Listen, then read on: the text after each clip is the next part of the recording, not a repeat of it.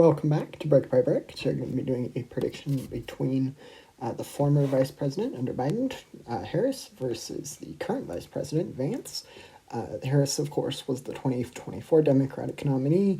This is what the election results are broadly based off of, aside from the swing states, which I will start to characterize. But it was not a good showing for Democrats. Trump ultimately ended up winning all the swing states, and aside from the swing district in Nebraska, that did go to Harris. We'll get to that district later.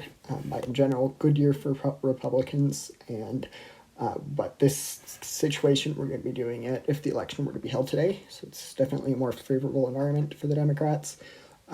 We'll have to see if that will result in a victory, but for now, we will be going through each of these swing states. So I do think that in the 2025 elections, we saw Hispanic Americans kind of sour on the Republican candidates, and I do think that if the election were to be held today, that Harris would have a better shot than she did during the 2024, well, in the weeks leading up and during the 2024 election. So I do think there are going to be some changes, and the first change I think would be that Harris would have a better shot at Nevada. I do think that Arizona is probably going to be a different call. I do think that in the state of Nevada, though, it's more likely it would end up in the Democratic column, just with some key voting demographic groups souring on Republicans. And I just don't know if Vance would have that same kind of populist appeal that helps with some key voting demographic groups in the Southwest. But I do think in the state of Arizona, that's going to end up in the Republican tilt R column. And then we get to the district here in Nebraska. In Nebraska, I do think that Harris will be able to win this again under this prediction, but even though she's going against a different candidate, it'll be J.D. Vance instead of Trump. But that is one more electoral college vote for Harris.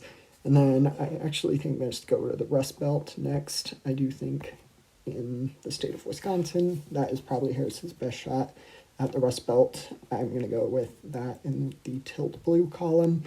And then I do think, however, that the other states in the Rust Belt have a good shot of going to Vance should the election be today. Harris has a shot at winning these. As you guys mentioned, often the Rust Belt does vote together, so I'm a little apprehensive to do a split decision. I could certainly see Wisconsin. I could see all of them. I could see all these swing states flipping to the other side. They're inherently competitive. And then so with that, that's 264 for Vance to 242 for Harris. And I'm going to go, I do think that Harris would, if the election were to be held today, have a better shot in Georgia. However, I do think it will be a different situation in the state of North Carolina. So with that, that ultimately results in 280 for J.D. Vance to 258 for Harris, resulting in a Republican victory.